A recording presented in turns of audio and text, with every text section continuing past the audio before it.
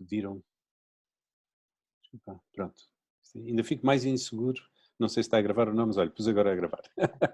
Então, estamos mesmo a começar o nosso encontro, se Deus é bom, porque sofremos.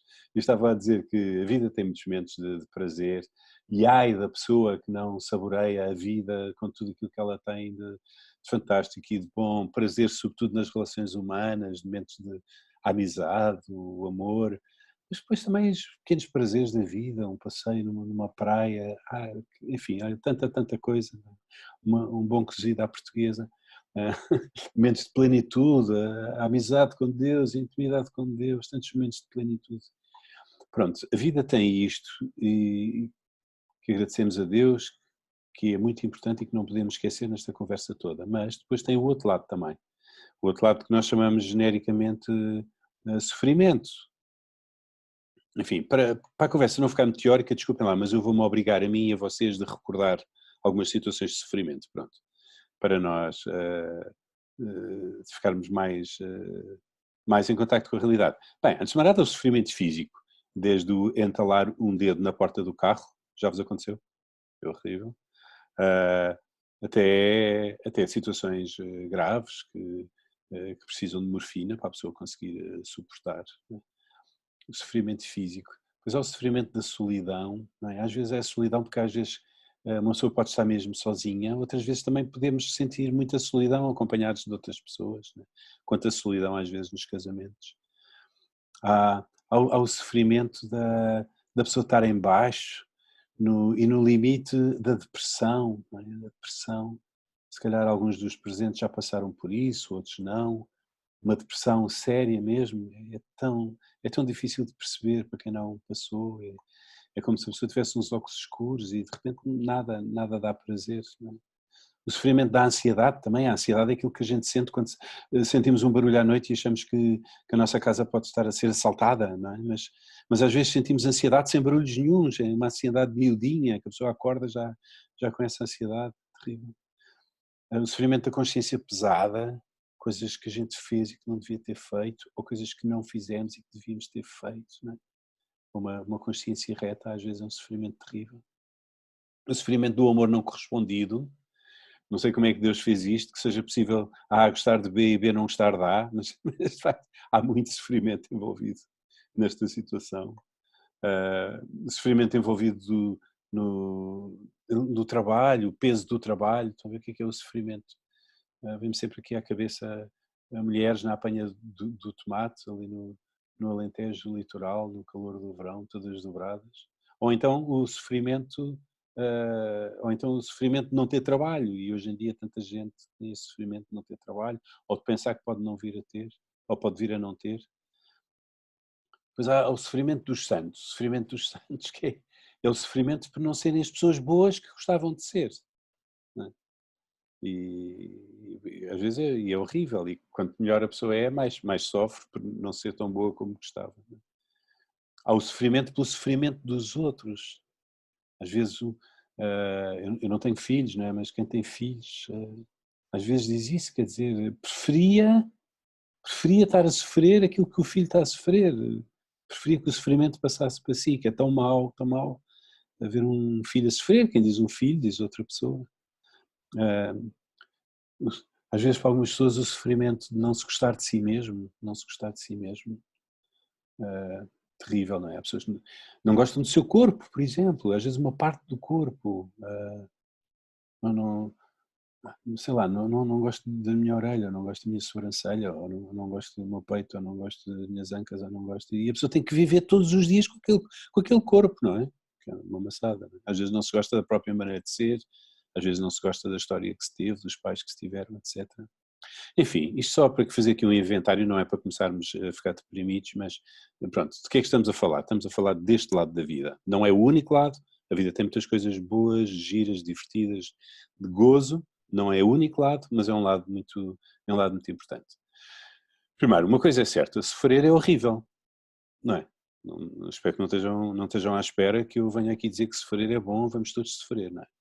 Sofrer é horrível, ou seja, qualquer um de nós, se pudesse ter uma vida sem sofrimento para si e para outros, pois seria preferível, não é? Preferia.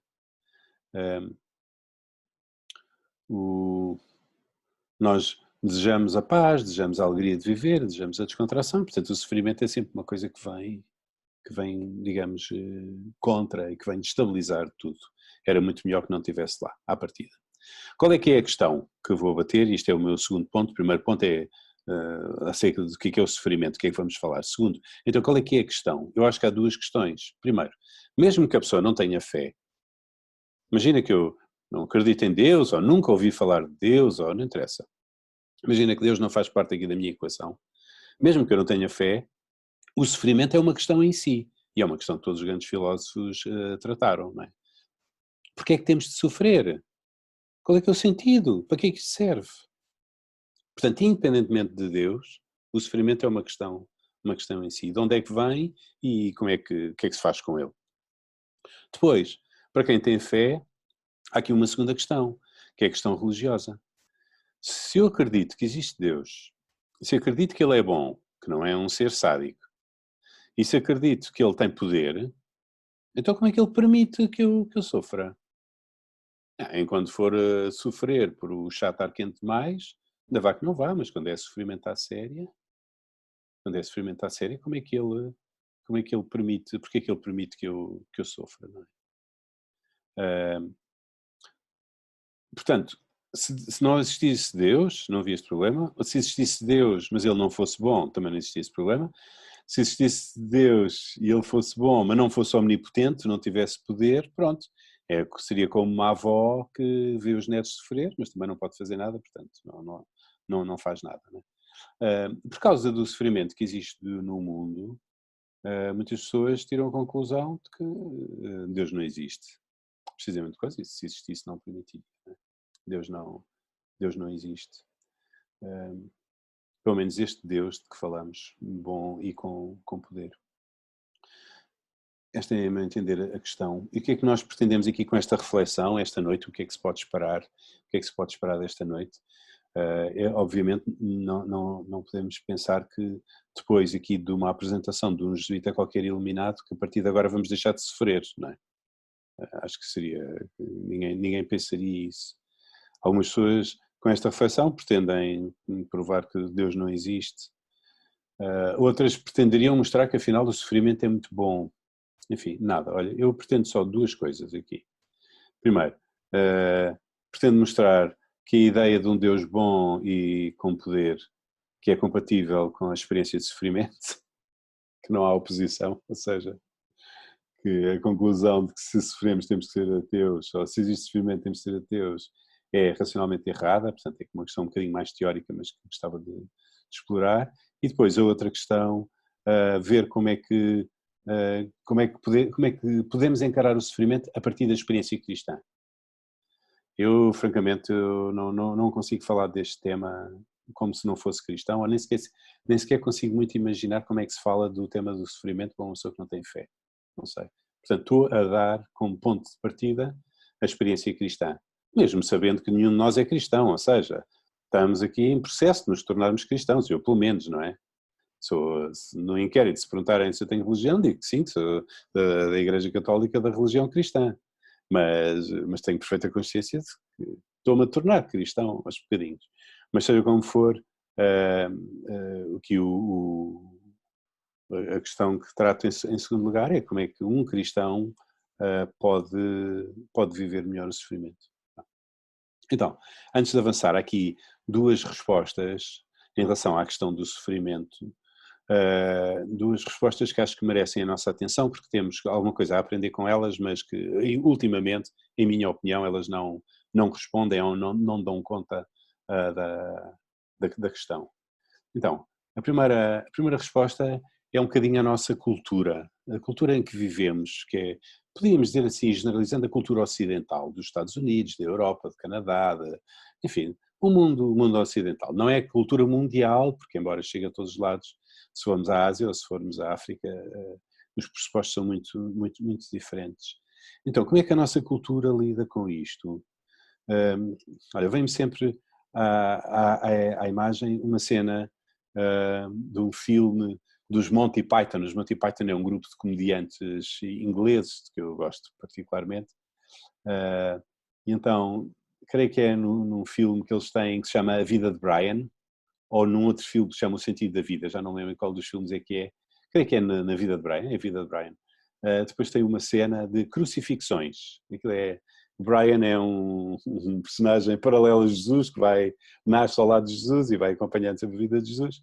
E depois no fim também há uma cena da crucifixão e está ele crucificado e uma data de outros crucificados.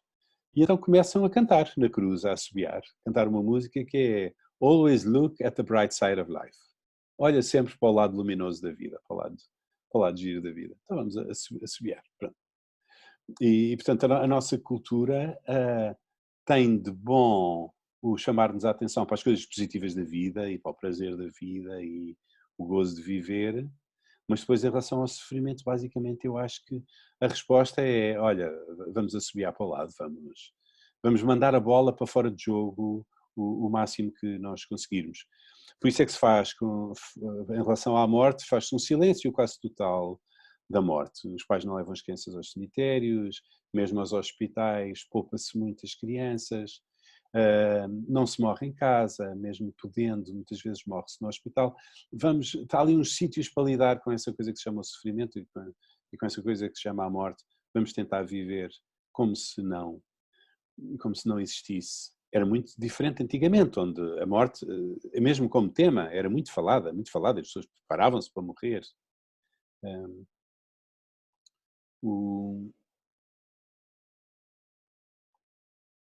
Quando toca assim algum sofrimento, ou concretamente quando a morte toca à porta, é sempre um espanto. Ai, morreu!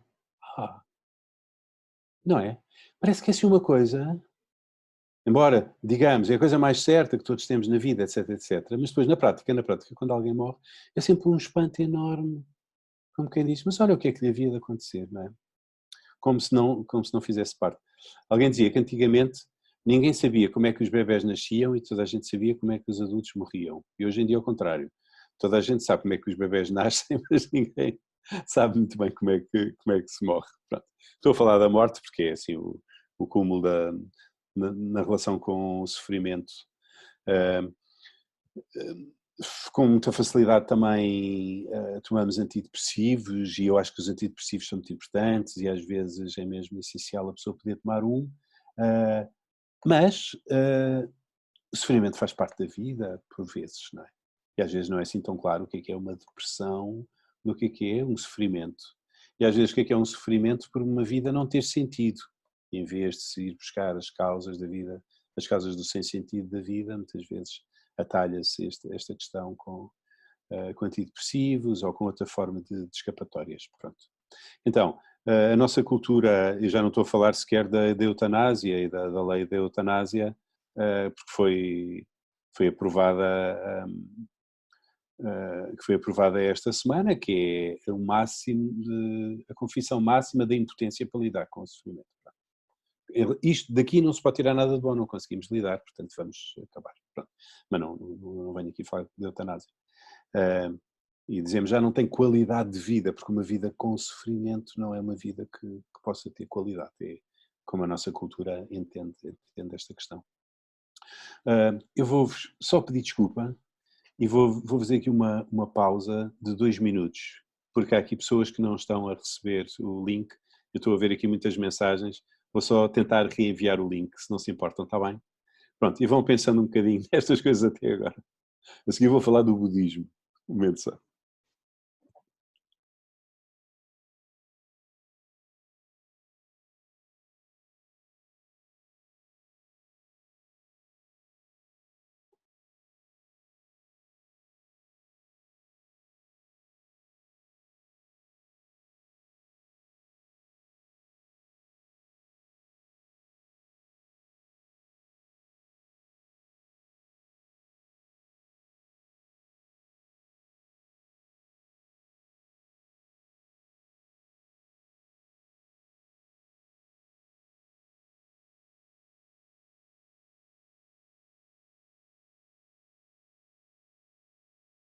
Não, acho que não consegui, desculpem.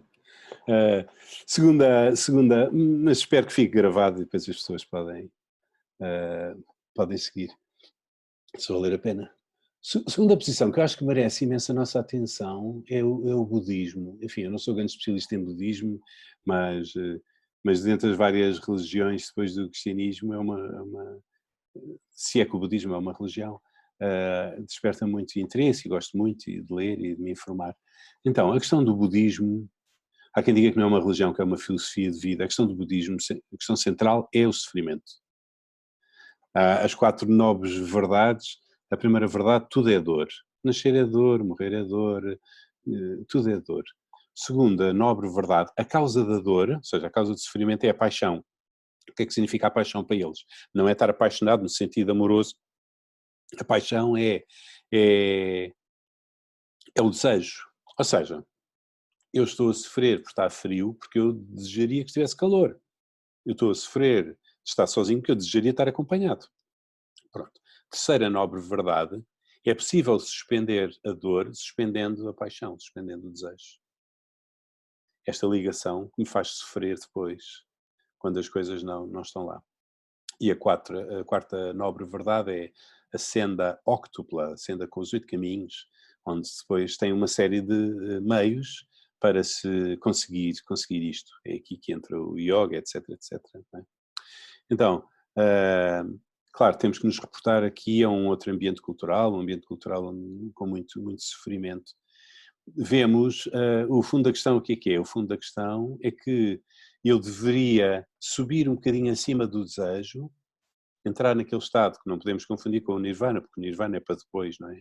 Mas já aqui na Terra, o estado que o Buda atingiu, que é o estado da iluminação que ele atingiu lá debaixo de uma árvore, onde de alguma maneira fica acima dos desejos. E ficando acima dos desejos, entra numa outra realidade, que alguns chamariam espiritual, eu não, mas alguns chamariam espiritual esta realidade. E, portanto, deixaria de sofrer. Pronto. Eu acho que isto, temos alguma coisa a aprender com isto, porque às vezes, como é que é dizer, precisamos de um bocadinho de elevação e sofremos muitas vezes com coisas estúpidas, desculpem, com coisas estúpidas, e temos que relativizar alguma coisa das nossas paixões e dos nossos caprichos. Por outro lado, de facto este não é o caminho cristão. Porquê? Porque para suspender a dor, acabe por suspender tudo aquilo que sejam as ligações, e as ligações de fundo. Não é?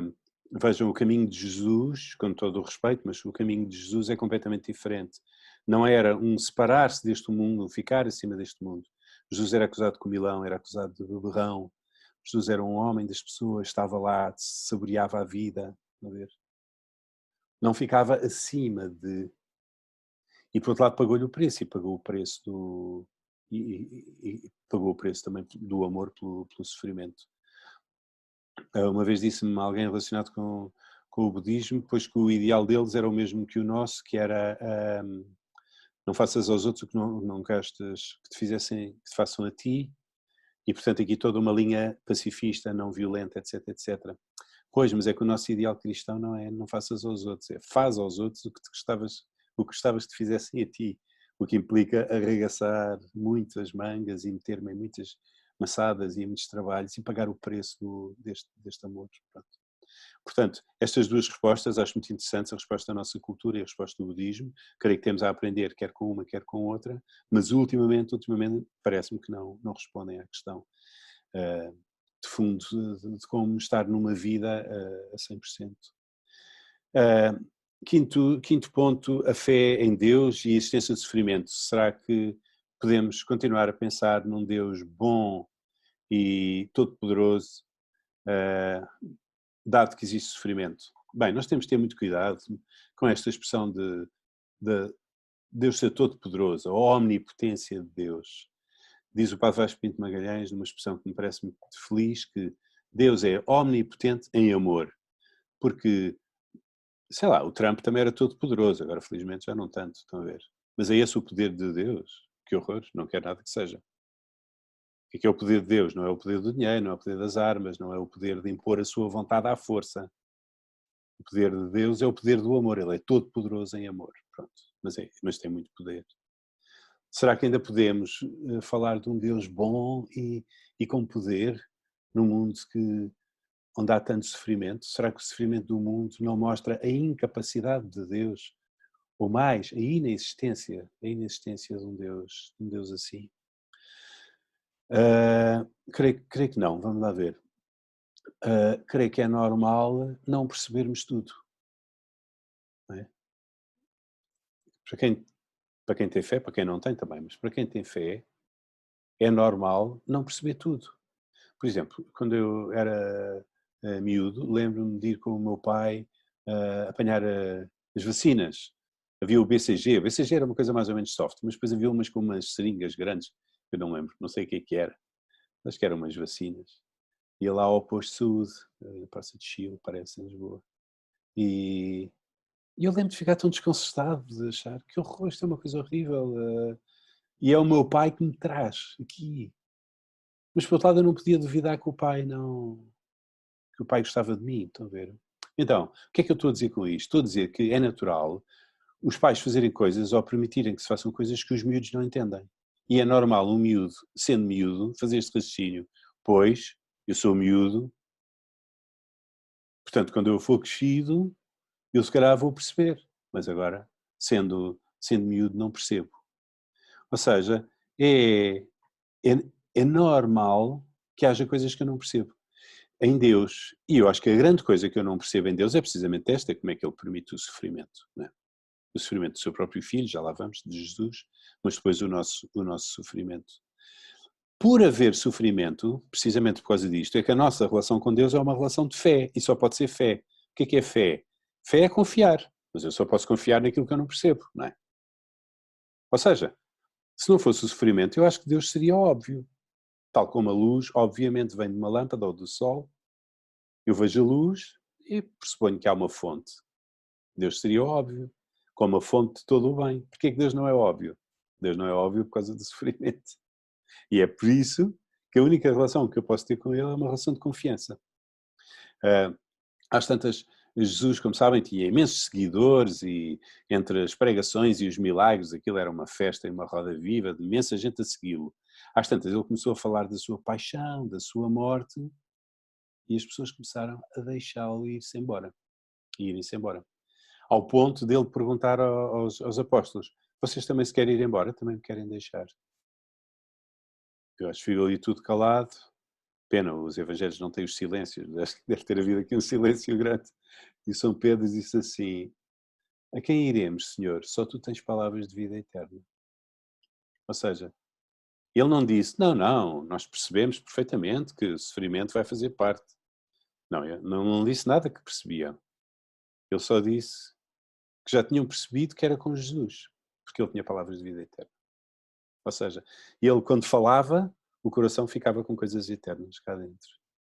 Portanto, a quem é que iremos? Não é por percebermos tudo, mas é porque já percebemos o suficiente para perceber que é contigo. Nós não temos, digamos, os dados todos da equação, quando falamos do sofrimento. Porquê? Porque não vimos a vida toda, ainda não vimos a vida lá para a frente, não vimos o céu, não estamos na posse de todos os dados. Uma amiga minha inscreveu a filha para ir a um campo de férias aqui há uns tempos, porque achava que ia ser bom para ela, mas a miúda não queria nada ir para aquele campo de férias, não sei se era para as amigas não irem, já não lembro.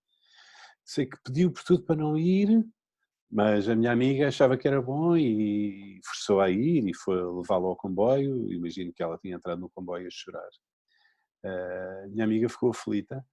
O que é que vai acontecer? Passado uns tempos, diz que recebeu um telefonema da filha do campo de férias e disse: oh mãe, é só para dizer uma coisa, obrigado. Ah, que alívio. Estava a adorar o campo de férias. Estão a ver? Ou seja, nós muitas vezes estamos a entrar num comboio, mas nós ainda não fizemos a experiência do campo de férias. Estão a ver? Nem fizemos a experiência porque é que aquele comboio levava àquele campo de férias. Portanto, não temos os dados todos na mão. Estou a falar aqui do campo de férias como uma metáfora do céu. Então, porque é que Deus permite o sofrimento? Não sabemos, eu não tenho resposta, ninguém sério tem resposta. A única coisa é que acredito que o Pai é bom, acredito que Deus é bom, Acredito que um dia hei de perceber. E já tenho dito várias vezes que tenho uma lista de perguntas para pôr a Deus quando chegar ao céu, e claro que a principal é esta, sobre várias formas. Não é? Se estavam à espera que eu, por ser padre, dissesse: vou-vos explicar aqui todo o sentido do sofrimento e tudo. Não. Os sofrimentozinhos são muito fáceis de explicar, os sofrimentozões, não. A gente fica completamente. Ou tens fé, ou não tens fé. Também me queres abandonar? Pergunta Jesus. Olha, Senhor, eu não percebo nada, mas acredito que és bom, acredito que o teu pai é bom e acredito que se permites isto, há de ser para, de alguma maneira, tirares um bem maior. Para mim, para os outros, acredito que alguma coisa boa há de sair daqui, de uma maneira que eu não estou a ver como. Não estou a ver como. Tá? Então, depois de vos dizer esta minha confissão de impotência para responder ao porquê do sofrimento, também agora gostava de dizer que eu acho que algumas coisas nós já entendemos, embora sejam coisas parciais. Agora não pensem que eu vou dizer o contrário do que disse há bocado. Não pensem que é por causa destas coisas que eu vos vou explicar o sentido do sofrimento. Não vou nada explicar o sentido do sofrimento. Mas vou dizer, para nós vermos tudo, para não ficarmos só, ai que horror, sofrer é muito mal, para vermos tudo, vou dizer algumas coisas que eu acho que nós já vimos, pelo menos algumas coisas que eu acho que eu já intuí em alguns momentos da vida. Então, uma coisa que a gente vê é que, às vezes, há experiências por que passamos que mais tarde percebemos que foram importantes para nós, se não mesmo essenciais. Pronto. Tem esta experiência ou não? Às vezes uma coisa muito difícil do passado uns anos a gente diz, olha, o que eu sofri, mas agora dou graças a Deus, por causa daquilo tornei-me uma pessoa mais forte, ou por causa daquilo fiquei preparado para encontrar a pessoa certa, ou por causa daquilo aproximei-me de Deus, ou por causa... Ou seja, a reflexão passado uns anos. Portanto, uma coisa é a reflexão que fazemos em cima do acontecimento, outra coisa, em alguns acontecimentos passados uns anos, nós mudamos completamente. Estou-me a lembrar de uma pessoa, há muitos anos atrás, que me contou uma história um bocadinho trágica da família, que tinham imensas propriedades e casas e uma família bastante abastada, e que tinha deixado tudo nas mãos de uns irmãos para gerir. E o irmão com muito boas intenções, mas se calhar com não tanta capacidade ou não tanta sorte, quando eles deram por ela, tinham perdido tudo e estavam cheios de dívidas. As terras, as casas, os dinheiros, o banco, tudo. E estavam cheios de dívidas e foi basicamente o mundo que caiu, que desabou sobre esta família. Esta pessoa que falava comigo já falava uns bons anos depois disso e dizia-me assim, olha, sabe uma coisa? Eu agora dou graças a Deus. Conseguimos refazer um bocadinho as nossas vidas, nada a viver com folgados como vivíamos antes, nem pensar, mas conseguimos refazer as nossas vidas e a verdade é que estávamos todos em rotas divergentes, cada vez mais fúteis, a afastar-nos uns dos outros e que por causa disto acabámos por nos unir. Eu pessoalmente, olha, encontrei Deus. Portanto, uma coisa é a reflexão no momento, outra coisa, às vezes, a reflexão que fazemos passados uns tempos. Não quer dizer que façamos sempre uma reflexão assim destas de tirar proveito, mas por vezes isso acontece. Segunda coisa que eu acho que a gente também já percebeu, aqueles pais que, que dão os chocolates todos aos filhos no supermercado, quando os filhos fazem uma birra, estão a ver? E que querem poupar o filho a qualquer desgosto, a qualquer sofrimento, normalmente não ajudam os miúdos a crescer. Não é? Ainda há tempos ouvi uma mãe dizer que estava numa bancada com outras mães a assistir a um jogo, não me lembro se era de handball ou um jogo qualquer de ginásio, do filho contra outra equipa, e ela estava rodeada de mães, de miúdos da mesma equipa do filho dela, e às tantas era óbvio que, que os miúdos iam perder, que a outra equipa estava a jogar muito melhor e que ia ganhar. Era óbvio. Então a conversa na bancada, dizia ela, entre as mães, era como é que nós vamos convencer os nossos filhos de que eles são muito melhores, que no fundo não perderam nada, de que o árbitro é que é mau, de que... Estão a ver? Para quê? Com ótima intenção, para os poupar ao sofrimento do fracasso. Não é? Fracasso, perderam. Jogaram pior e perderam. Portanto, muitas vezes há muitos pais que querem poupar os filhos a qualquer experiência de sofrimento. Mas acho que é mais ou menos fácil de ver que no limite isto seria uma péssima educação. Imagina o que é. Para o meu filho não poder ferir o joelho, eu não o deixo ir jogar à bola. Porque se for jogar à bola pode cair e pode ficar a sangrar de joelho. Não é? Estupidez. Para poupar o meu filho ao stress, não o deixo fazer exames. Portanto, dou-lhe umas aulas em casa, mas ele não vai fazer exames. Ou seja, todos percebemos que, embora ninguém goste de sofrer, mas que o sofrimento, à mistura com o prazer, o sofrimento pedagogicamente é muito importante, porque sem ter que lidar com isso, todos ficaríamos feitos de plasticina, não é? Sem resistência nenhuma, sem endurance, sem músculo, não é? Enfim, agora não podemos ficar aqui muito a falar da questão dos miúdos e das questões pedagógicas, mas mesmo a questão do bullying, eu acho que tínhamos que ver o que é bullying e o que é que não é bullying, porque faz parte um bocado das relações, às vezes, gozarem connosco. Não faz parte baterem-nos, não faz parte insultarem-nos na internet, não faz parte, mas há um certo confronto que faz parte da vida, que é muito importante. E sem esse confronto depois ficamos muito frágeis para a vida fora. Certamente que aquilo que cada um de nós que estamos aqui nesta sessão, aquilo que cada um de nós tem de músculo e de força, em grande parte o deve às situações de sofrimento porque passou no passado, não é? Pronto. Que criaram um certo músculo e uma certa endurance. Terceira coisa, tem mais a ver com a relação com Deus, que às vezes quando a nossa fragilidade pode ser importante para nos entregarmos mesmo a Deus e pormos mesmo a nossa confiança nele.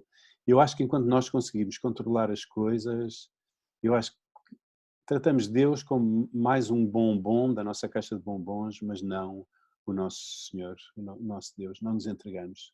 Não passamos o controle da nossa vida para o lado de lá.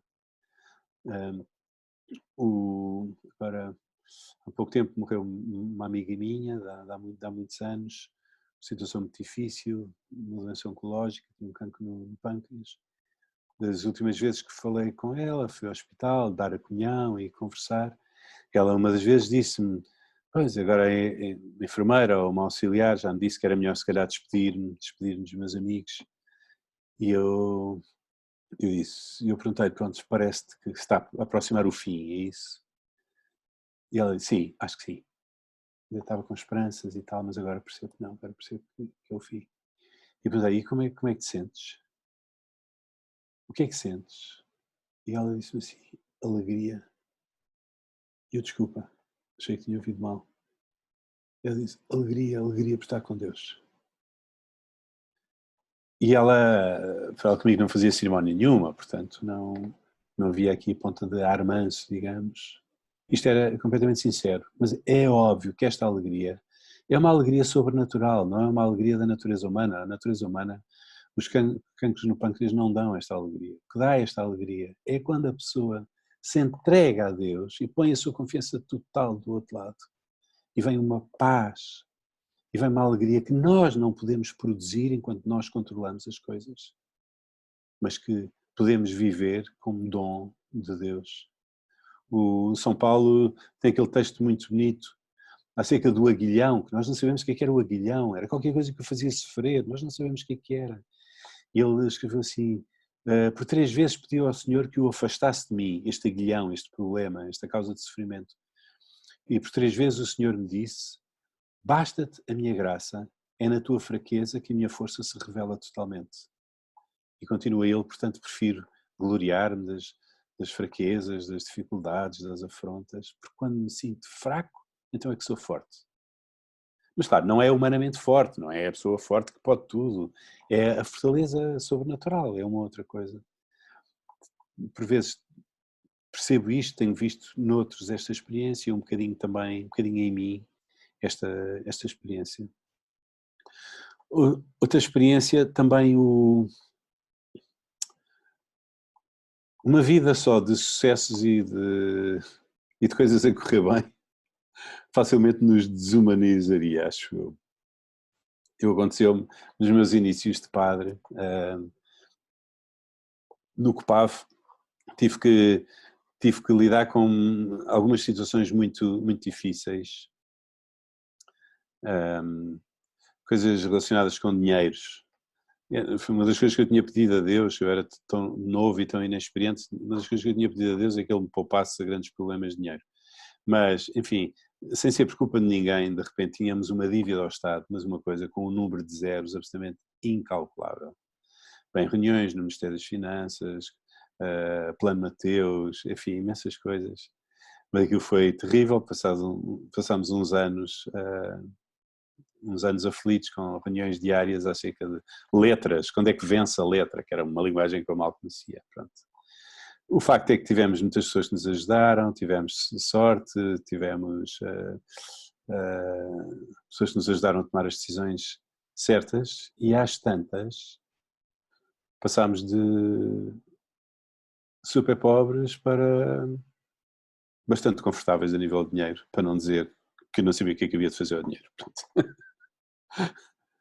E aquilo para mim provocou um efeito incrível, somando a outros sucessos dos inícios de vida de padre, etc.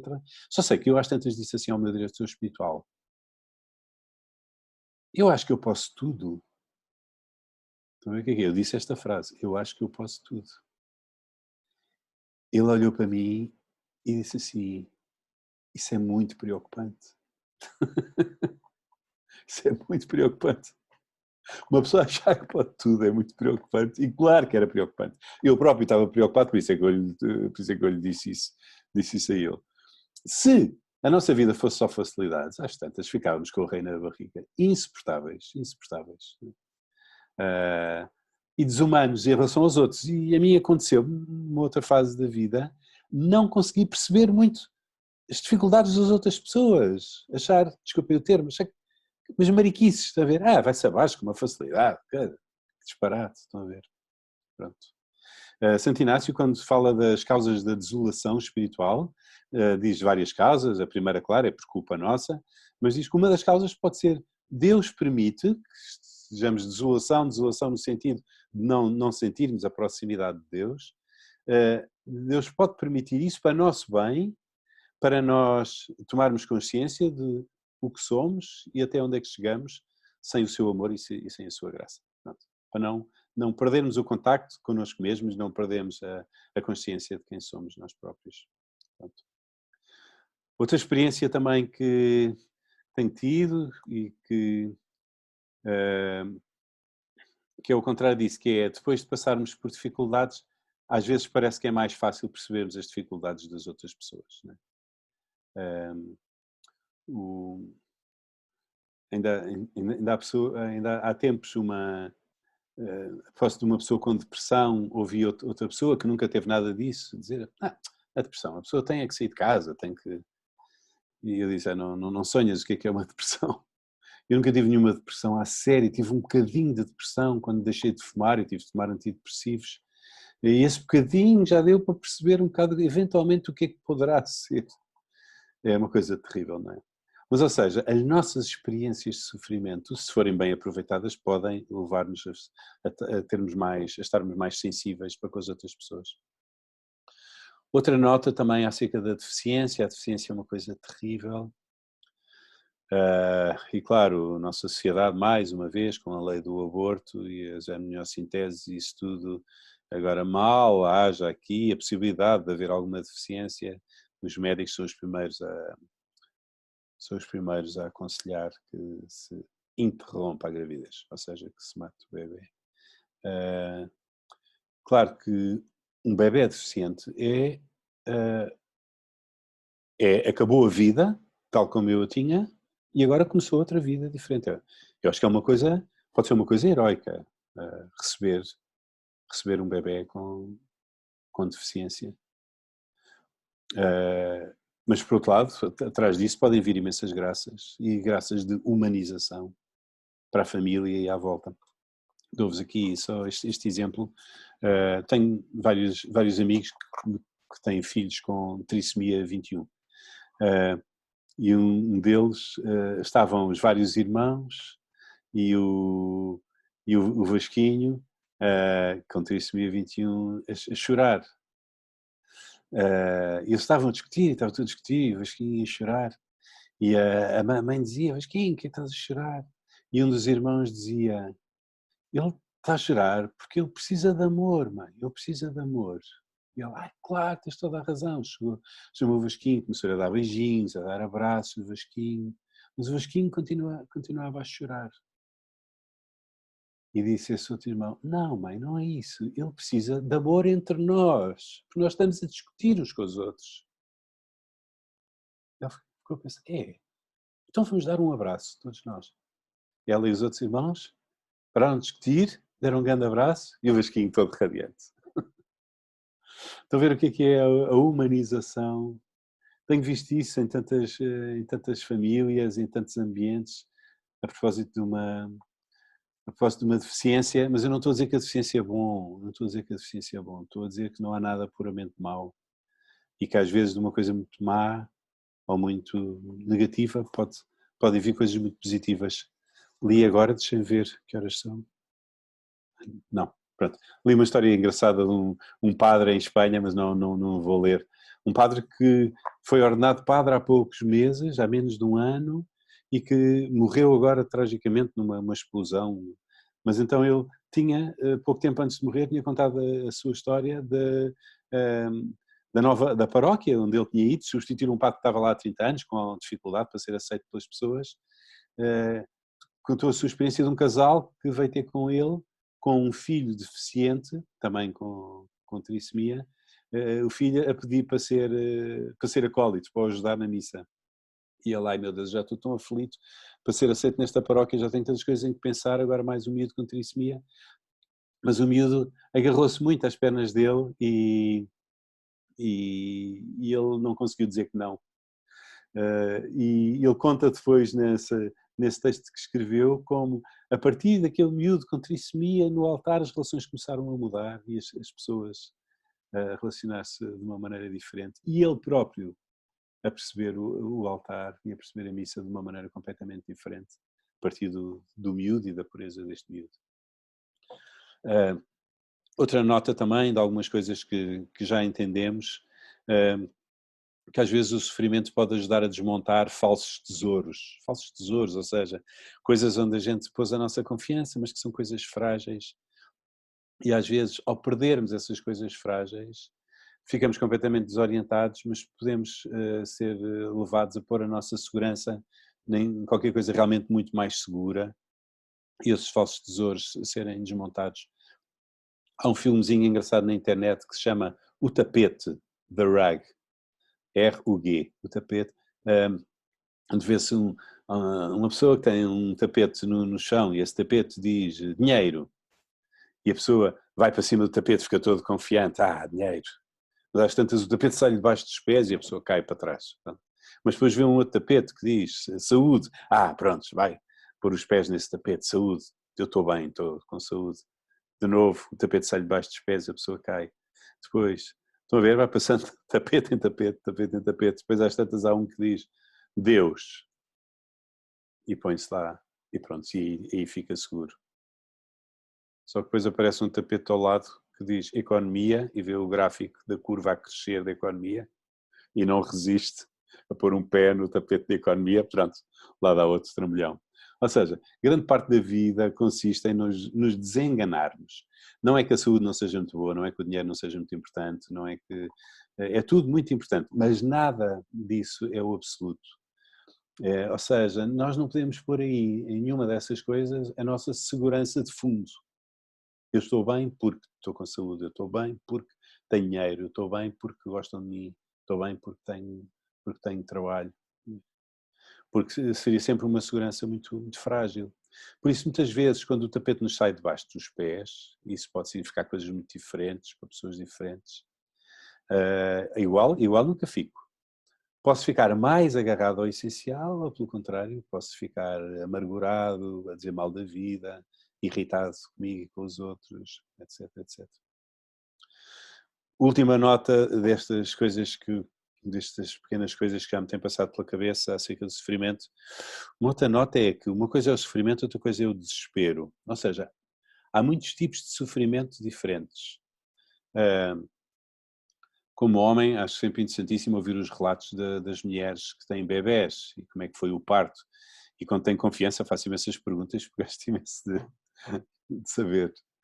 E pronto, claro que a experiência das mulheres é muito diferente de mulher para mulher, mas quer dizer, todas falam daquela dor como uma dor com sentido.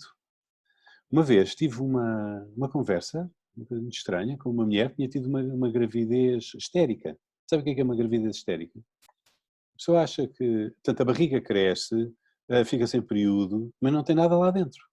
Não tem nada lá dentro. É um fenómeno estranhíssimo, e ainda por cima esta pessoa era uma pessoa saudável mentalmente, talvez estivesse a passar por alguma fase mais difícil, não me lembro, mas uma pessoa saudável. Só sei que esta gravidez histérica depois desembocou em contrações. E a pessoa que já tinha tido filhos diz que nenhumas contrações lhe custaram tanto como aquelas. Porquê? Agora, tentando perceber o porquê, tentando racionalizar, porque as primeiras eram uma dor, mas era uma dor com sentido, era uma dor para alguma coisa, para tirar alguma coisa bom. Ao passo que as outras dores eram dores estúpidas, inúteis, absurdas. E, portanto, muitas vezes uma coisa é a dor, outra coisa é o desespero. A dor desesperada é muito diferente. As pessoas que acompanham pessoas com doenças graves, concretamente tenho ouvido falar de acompanhamento de pessoas com cancros, muitas vezes há um momento em que há uma espécie de rendição, e que a pessoa depois disso fica em paz. Quando se rende a Deus. Não quer dizer que não continua a lutar e isso tudo. Pronto. Sétimo ponto, e creio que tenho só 10. Sétimo ponto, dizer também o óbvio, dizer que há muito sofrimento desnecessário. Pronto. Ou seja, se nós seguíssemos todos o Evangelho, havia muito menos sofrimento no mundo. Não tenho dúvidas nenhumas. Não é? Há uma parte de sofrimento que haveria sempre. Não é? Uma parte de sofrimento que haveria sempre, mas muitas outras, muitos sofrimentos não existiriam. Estão a ver o que é a quantidade de sofrimentos que vem por causa das guerras. Mas as guerras, que são lutas de poder, para ver quem é que manda. Pessoas que não se conseguem entender. Não é? Vejam a quantidade de sofrimento que vem. E, portanto, atrás das guerras, os mortos, atrás das guerras, os refugiados, os deslocados. Vejam a quantidade de sofrimento que há por causa da ganância e a ganância económica. Mesmo países onde haveria riqueza que dava para todos.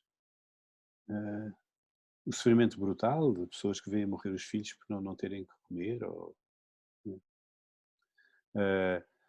Há muito sofrimento que vem também por nossa culpa, por culpa da nossa cultura, ou seja, para a nossa cultura ter valores que são falsos e que levam a expectativas falsas. Não é?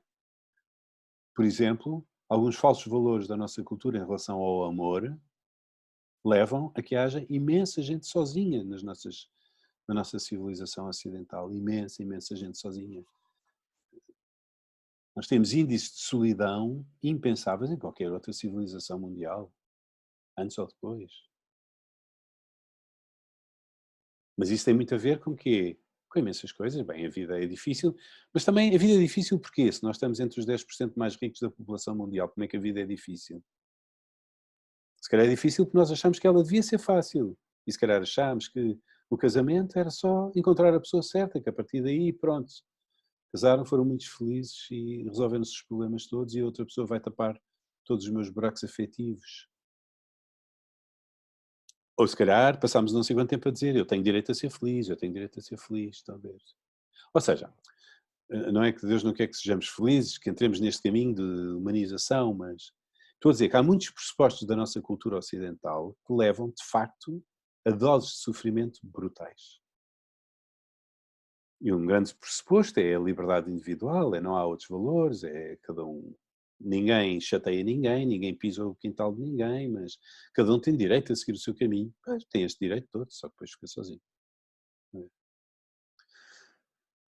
Portanto, há muito sofrimento desnecessário, há muito sofrimento também que nós temos por asneiras que fizemos no passado e depois que pagamos o preço.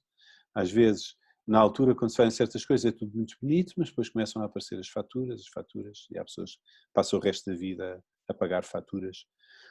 Aqui na paróquia temos um centro social que tem, uma das valências é um refeitório social, que é muito bonito.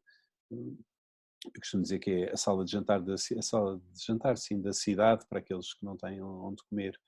E vem aqui muita gente, todos os dias, 70 pessoas, muitos já os conhecemos. Começamos a ver as histórias, não é? As histórias, muita droga envolvida, mas se calhar a droga também já teve a ver com a relação do pai e da mãe, do sítio onde se nasceu, estão a ver? Enfim.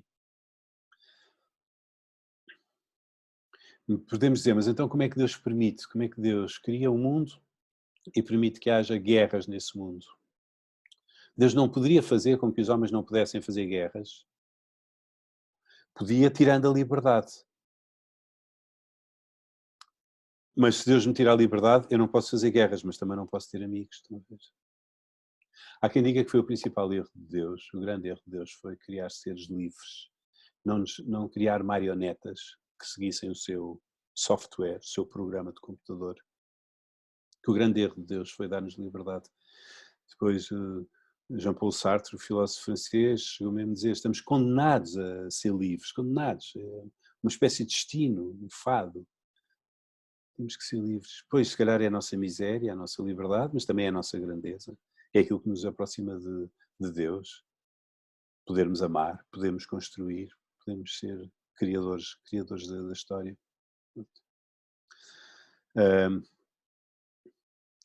Portanto, há muito sofrimento desnecessário. Podemos fazer muitas perguntas a Deus, mas também temos que fazer perguntas a nós próprios, sobretudo.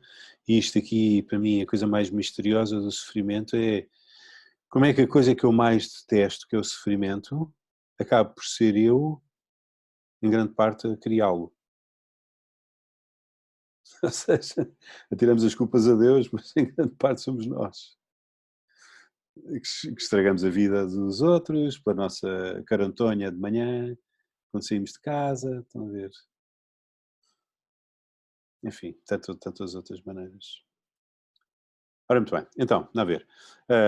Aqui coisas mais práticas. Então, a resposta de Jesus ao sofrimento. Jesus não deu resposta teórica, portanto, estas questões mais teóricas ele não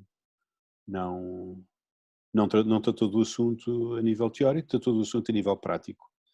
A resposta de Jesus ao sofrimento foi uma resposta prática, arregaçou as mangas para combater o sofrimento, para combater causas de sofrimento, curando pessoas que estavam doentes, denunciando as injustiças.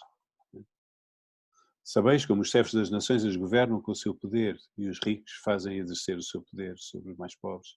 Não seja assim entre vocês. Quem quiser ser o maior, seja aquele que serve. Ai de vós os ricos, ai de vós os que estáis saciados. Fortíssimo Jesus, fortíssimo. Também os abusos de poder a nível religioso, não é? Os fariseus, com túmulos pintados de brancos, por dentro estão cheios de podridão, carregam as pessoas com obrigações e deveres e deveres e deveres, fardos e fardos para cima das costas das pessoas e vocês nem com um só dedo os querem levar. As denúncias todas que Jesus fez, das injustiças, do mau uso do poder. Depois também combateu a falta de sentido para a vida, muitas vezes que é a causa de tanto sofrimento, não é? Falta de uma razão para viver. Falando do céu, falando do primeiro mandamento do amor. Não disse por estas palavras, mas um jesuíta que já morreu há muitos anos, de quem eu gostava muito, Padre Zé Craveiro, Dizia assim, imagina o céu como um bailado e a terra como um ginásio, onde estamos a aprender a dançar. E a dança é o amor. Ei, que síntese fantástica, não é? Que síntese fantástica. É tudo isso que Jesus trazia, the big picture, não é? Big picture, dizer o que é que estamos aqui a fazer nesta vida. E tu vales, porque Deus conhece-te. Assim, aos olhos do mundo podes não valer nada. Quando estava no templo uma vez e estavam lá os ricos a pôr as suas ofertas lá na caixa do tesouro do templo e depois uma mulherzinha, uma viúva, as viúvas normalmente eram muito pobres e, e desvalorizadas, uma viúva estava lá a meter uma moedinha e Jesus chama toda a gente, olhem, olhem, olhem, estou a ver? Aquela que é, aquela pôs mais do que todos. Os outros puseram do que lhes sobrava, ela pôs do que faltava. Estão a ver o que é Jesus de mangas arregaçadas a humanizar, a dar sentido a tudo o que tudo o que estamos a viver. Jesus também a combater a incompreensão, que é uma forma de sofrimento terrível, quando a gente se sente incompreendidos, não é? Dizer, não, isso, o pai sabe, o pai vê tudo, o pai vê tudo. Não é?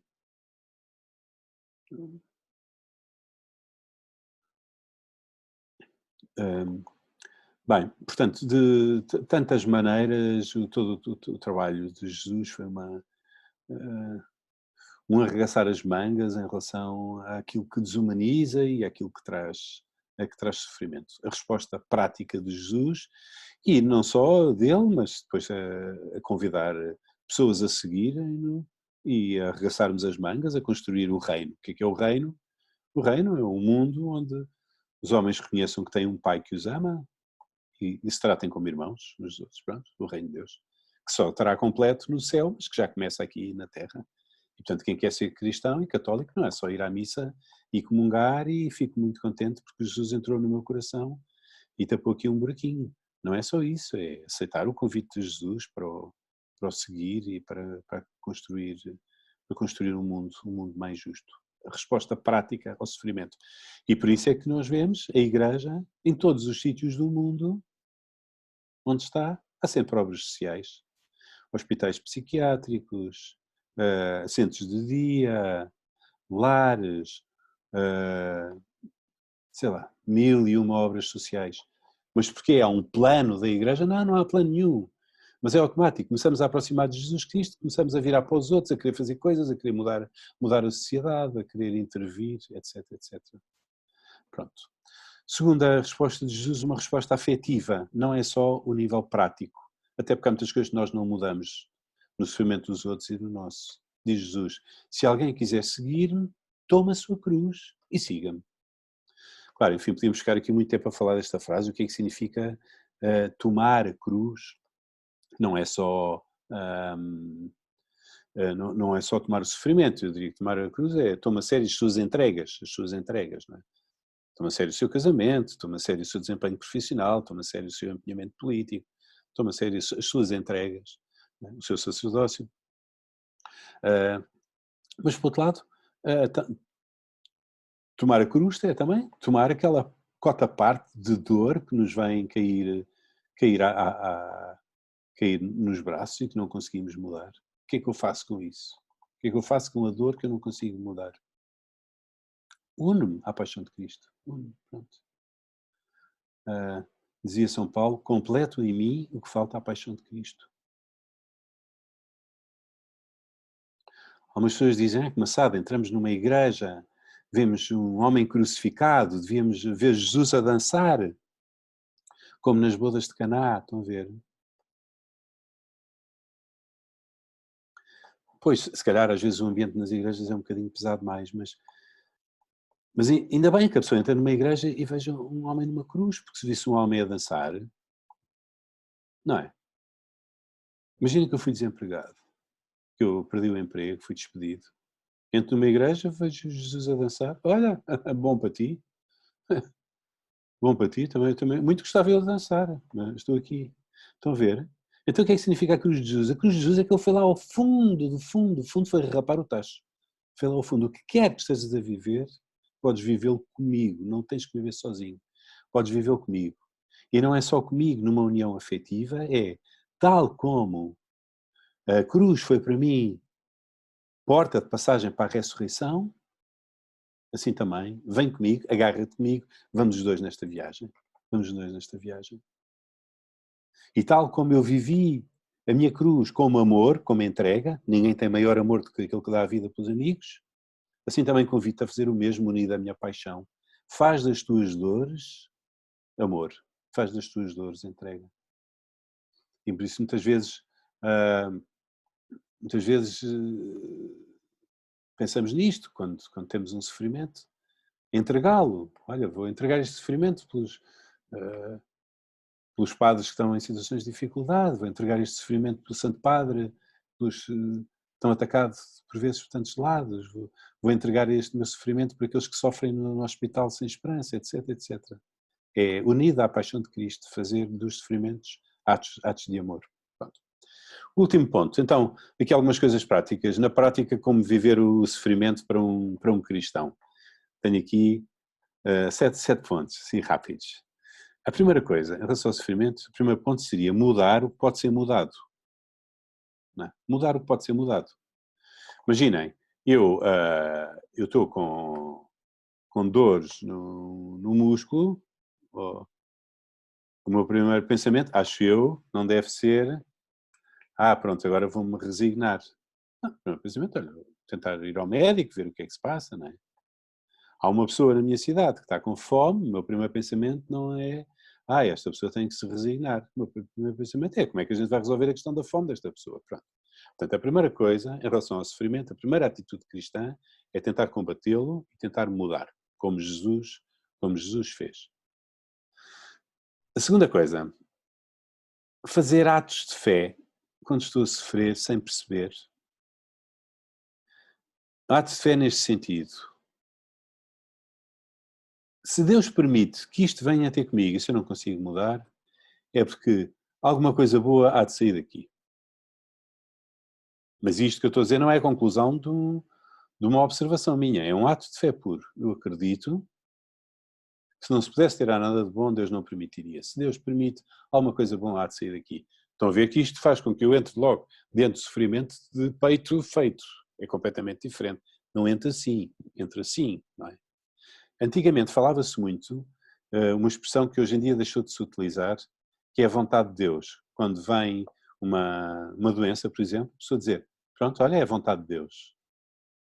Isso deixou de se utilizar porque parecia que eu estava a dizer que Deus lá em cima no céu tinha um computador que distribuía coisas boas e coisas más e que Deus poderia querer que alguém ficasse doente. Eu percebo que se tem deixado de utilizar, mas eu pessoalmente gosto imenso e acho que devemos falar desta maneira. É vontade de Deus que eu viva isto bem. Ou seja, agora que a vida me trouxe isso, Deus diz-me, é exatamente aqui nesta situação que tu vais ter as maiores graças. E portanto, é a vontade de Deus. É a vontade de Deus que eu viva bem esta situação que a vida me trouxe. Portanto, um ato de fé. Também um ato de fé que no futuro tudo há de fazer sentido. Coisas que agora não fazem sentido, porque eu sou um miúdo pequeno diante de Deus. É muito forte aquela frase de São Paulo, tudo concorre bem para aqueles que amam a Deus. Tudo. Este tudo é muito forte, tudo concorre bem. Portanto, é um ato de fé. Se a vida me está a trazer alguma coisa difícil, é para viver isto bem com Deus. Terceira coisa, Deus dá a graça cada dia. Deus muitas vezes não nos resolve os problemas. A gente pede, até vai a Fátima por uma velinha. Senhor, tira esta questão da minha vida. E muitas vezes não é isso que Deus faz. Deus não tira a questão, Deus não resolve o problema. Ele dá recursos para que possamos viver bem cada dia aquela situação. Que é um bocado irritante ser cada dia, porque a gente gostava de ter, não o pão nosso de cada dia, mas gostava de ter o pão para o mês, ou ter o assunto resolvido. E não é assim, É o pão nosso de cada dia. O Padre Vasco Pinto Magalhães tem aquele livro com um título muito giro, Não há soluções, há caminhos. E muitas situações na vida, de facto, não há soluções. Tentamos, por um lado, depois tentamos por outro. E muitas vezes, olha, não há solução. Não há solução para a maneira de ser daquela pessoa. Não há solução para aquela doença crónica. Não há soluções, mas há caminhos. Há sempre caminhos que me permitem, se eu estou com Deus ao lado, tenho que estar bem agarrado a Ele. Se eu estou com Deus ao lado, há sempre caminhos que me permitem viver bem, em paz e tirando partido de situações que me fazem sofrer e que eu preferia que não estivessem na minha vida. Enfim, eu creio que estou a dizer uma coisa que não é teoria, que nós experimentamos. Mas só experimentamos na medida em que estamos com Deus e procuramos viver cada coisa com Deus.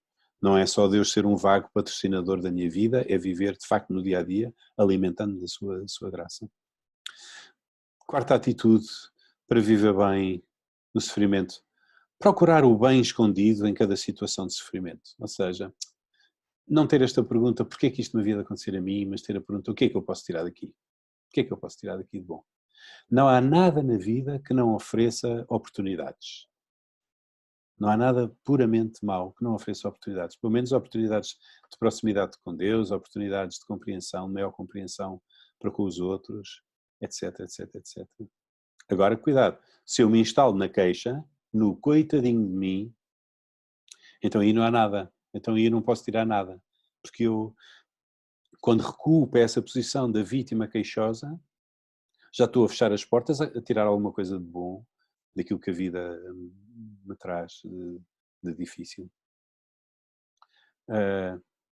Outra dica: procurar qual é que é a minha missão no meio deste sofrimento, no meu sofrimento, do sofrimento de alguém ao meu lado, do sofrimento. Qual é que é a minha missão? Uma vez ouvi o Padre António Vaz Pinto dizer uma coisa que eu não tinha pensado.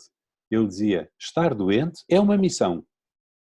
Uau, uma missão? Como é que é? Estar doente é uma missão. Estar bem doente, saber estar doente, unido a Deus, dando testemunho aos outros como é que se pode viver bem a doença. E realmente há pessoas que numa doença que fazem mais bem à sua volta do que muitas vezes durante anos e anos e anos de saúde. Isto é um truque muito importante em relação ao sofrimento, buscar a missão, porque descentra-nos da preocupação com o eu. Eu nunca tive nenhum problema assim muito grande de saúde, mas agora o ano passado tive que ser operado, enfim, coisas de próstata, nada de especial. Mas pensei isso, olha, vou para o hospital com missão, sentido de missão. Inspirado em Santo Inácio de Loyola, que quando foi preso, depois na autobiografia, disse que na prisão fazia o mesmo que fazia cá fora, falava de Deus às pessoas, etc. E disse, olha, o hospital até é um sítio ótimo para se fazer missão e estando doente ainda mais. Acho que isso transfigura completamente a nossa maneira de estar nos sítios e a maneira de estar nas doenças. Pensar qual é que é o meu lugar aqui, o que é que eu posso fazer de bom, em vez de, coitadinho de mim, o que me havia de acontecer. Penúltimo ponto, procurar a alegria e a paz do abandono em Deus. Há uma alegria e uma paz que são próprias e que vêm quando nos abandonamos a Deus e que não vêm antes. Procurar essa alegria. Um jesuíta que já morreu, o Padre Amadeu Pinto, que foi nosso provincial, às tantas ficou com um cancro e que agora eu hoje só estou a falar destas doenças. Estava lá na nossa comunidade de São João de Brito, no quarto, na cama, já não conseguia levantar-se. E foram lá umas professoras do colégio e disseram, Padre Amadeu, temos rezado tanto a Nossa Senhora de Fátima para que faça um milagre. E o Padre Amadeu diz assim, não, parem de rezar. Paramos de rezar. Então parem de rezar, porque o milagre já aconteceu. Eles ficaram, o milagre aconteceu? O que é que aconteceu? Então não veem como eu estou com cancro, sem se poder levantar desta cama e todo cheio de paz e bem disposto. O milagre já aconteceu, parem de rezar, se acham outro. Estão a ver? É a alegria e a paz sobrenaturais que Deus dá e pode dar se nos abrirmos. E temos que procurar. Enquanto estamos só nós e o problema e as nossas estratégias para o problema, não encontramos esta paz. Por último, unir-se à paixão de Cristo, como dizia há bocadinho, e entregar tudo por amor, fazer tudo aquilo que acontece, tudo aquilo que vem ter connosco, fazer tudo um ato de amor, oferecendo por este ou por aquele. Gostava só de de terminar com uma história que eu li há imensos anos e que eu tenho medo de vos repetir porque já tenho medo de já alterar aqui alguns pormenores, embora o essencial seja isto. Era com um santo, eu não sei quem é que era o santo, mas era um santo qualquer, que tinha uma cruz pesada. E então, ou teve uma visão, ou sonhou, que Deus o tinha levado a um campo onde havia imensas cruzes no chão, imensas, um campo enorme, cheio de cruzes. E que Deus lhe disse, olha, já estou a ver que a cruz que eu te dei não te agrada, por isso eu vou-te propor o seguinte, deixa a tua cruz aí no campo e pronto, e vai, experimenta as outras, experimenta, leva o tempo que quiseres. E depois no fim, aquela que tu disseres que preferes, eu dou-te essa cruz. Ela ficou radiante, claro, e lá se pôs a experimentar cruzes. Mas a verdade é que ele não gostava de nenhuma, claro, porque ninguém gosta da cruz, seja ela qual for, não é? Mas experimentou, uma mais assim, outra mais assado, não gostava de nenhuma. Aquilo era tudo bastante mau. Ah, por último, encontrou uma que, olha, já que temos que ter alguma, esta tem mais a ver comigo, é mais adaptada e disse a Deus, olha, realmente eu não gosto de nenhuma, mas escolho esta porque apesar de tudo acho que tem mais a ver comigo, adapta-se mais. E Deus disse, pois, era aquela que eu te tinha dado no princípio. Por isso, vamos agradecer ao Senhor Ele não ter pena de nós e nos permitir que a vida nos traga não só grandes alegrias, mas também algumas dificuldades, porque sabemos que também nos dá a graça para podermos viver tudo bem. Pronto. Chega assim? Ah, bem. Então, que horas são? Muito bem. 10h15. Tínhamos aqui um quarto de hora. Se alguém, eu vou-vos dar voz, vou-vos pôr outra vez com som e se alguém tiver alguma pergunta a fazer, pode fazer. Vamos lá ver agora. Se calhar posso começar por ver no bate-papo.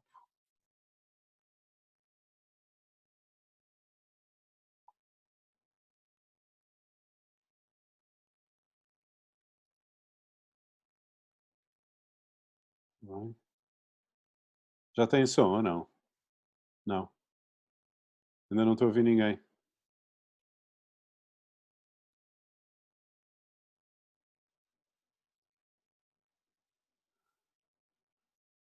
Nabice minha, São Nabo.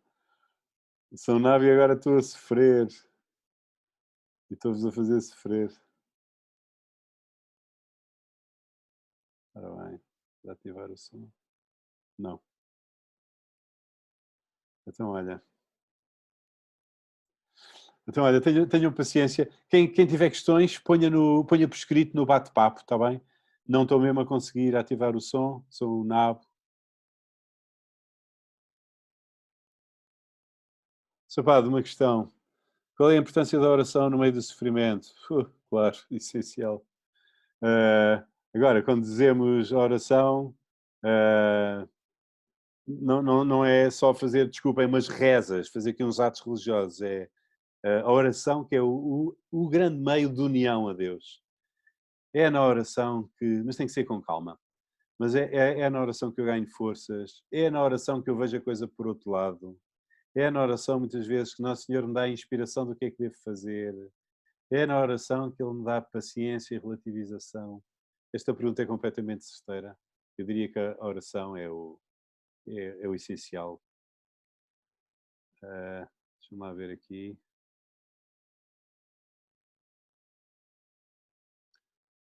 Alguém dizia que está-se a ouvir uma missa de fundo. É difícil ouvir o Padre Nuno. Ouviram missas de fundo? Não. Ainda bem. Deixa-me lá ver. Desculpem lá, vou voltar aqui às perguntas.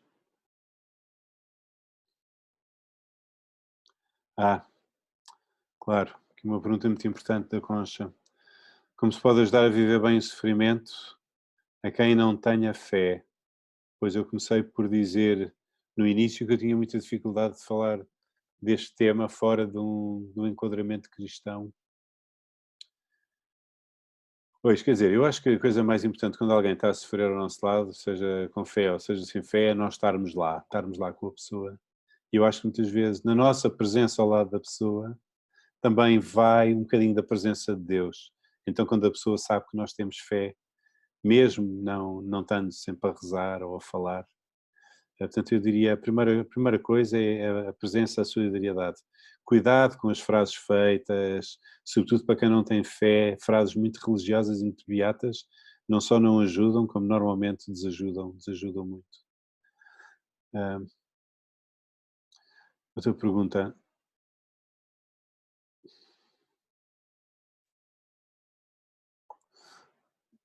a Catarina. Depois de ver o meu pai sofrer e falecer, vejo todos os dias e lido com a minha mãe, que sofre muitíssimo a sua falta. Como podemos ajudar quem sofre? Ui, meu Deus. Pois, evidente. Pois, Catarina, a primeira coisa que eu diria é estar lá, estar lá. Depois aqui também há a sabedoria do tempo. Há muitas coisas que precisam de tempo. Há muitas coisas que precisam de tempo.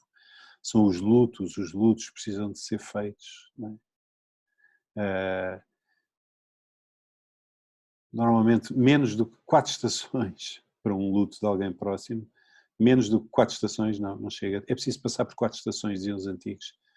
Passar por um Natal, passar por um aniversário, passar por um verão, passar por uma Páscoa, passar. Não é? E estando lá, não sei, adorava ter uma resposta, uma solução, mas não tenho solução. Ah, Como ajudar quem perdeu um filho jovem? Pois, eu acho que daquilo que eu tenho visto é a maior dor, é a maior dor que se pode imaginar, é perder um filho, ah, mesmo que não seja jovem, mas perder um filho jovem, eu acho que é a maior dor. Tenho visto, no entanto, quer dizer, fica um buraco enorme sempre, até à morte. Tenho visto pessoas passar por estas situações e não ficarem destruídas, conseguirem. Não é fazer de conta, passados uns anos, não tinha acontecido nada, não. Mas não ficarem destruídas e, e outras pessoas, pelo contrário, morrerem com o filho. Alguns transformam o quarto no santuário, não falam de mais nada, o que é normal nos inícios, nos primeiros anos, mas depois não. Tenho visto que para algumas pessoas ajuda muito a abraçar causas relacionadas com o filho e com a morte do filho. Muitas pessoas, ou ajudar miúdos que estejam nas mesmas circunstâncias, ajudar grupos de partilha com mães ou com pais de miúdos que partiram ou que estão com uma doença. Uh, Seja como for, arregaçar as mangas é muito importante, mas não se vai pedir que esta pessoa, com uma dor tão grande, que se vá meter agora num projeto que não tem nada a ver, às vezes, de coisas relacionadas com o filho, são uma ótima maneira de ajudar a canalizar a dor para o bem de outros. E também tenho visto que quando há uma dor destas, a pessoa, ninguém a compreende. E pessoas com frases feitas a dizer, agora tem um anjinho no céu e não sei o quê, não só não ajudam, como pioram. É muito importante pôr esta pessoa em contacto com outras pessoas que passaram pela mesma dor, sobretudo pessoas que já possam estar um bocadinho mais à frente também e ajudar a crescer. Acho que não é o padre que vai ajudar, não é a melhor amiga que vai ajudar. É importantíssimo o padre estar lá, é importantíssimo a melhor amiga estar lá, mas depois é muito importante que a pessoa possa ter contacto com outras pessoas que viveram situações parecidas. São situações duras demais para se ajudar de fora, digamos assim.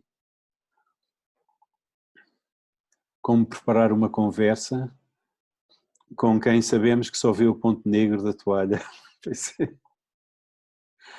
Ai meu Deus, é tão difícil porque são conversas viciadas à partida. Quando eu já só vejo o negativo, é uma conversa viciada à partida e é muito difícil ajudar a pessoa a sair.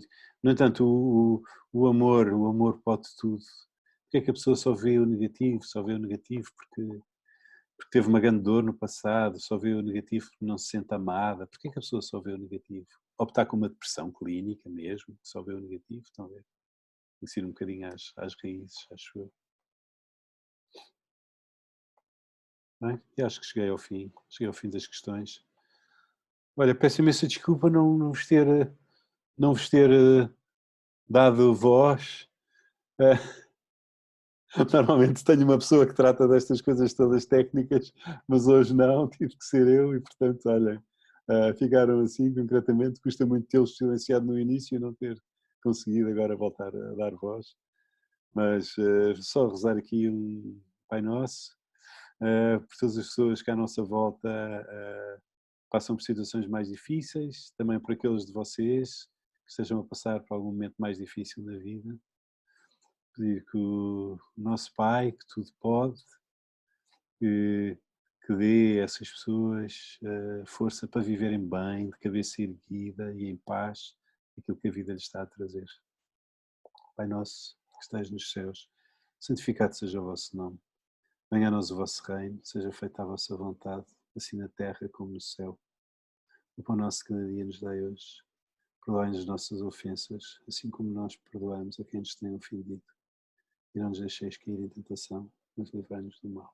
Amém. Muito bem, chegámos ao fim. Não passe isso. Chegámos ao fim. Uma noite descansada para todos. Pediram se eu podia pôr esta conferência acessível. Vou tentar pôr na página de Facebook da nossa paróquia, Paróquia de Nossa Senhora do Amparo de Portimão.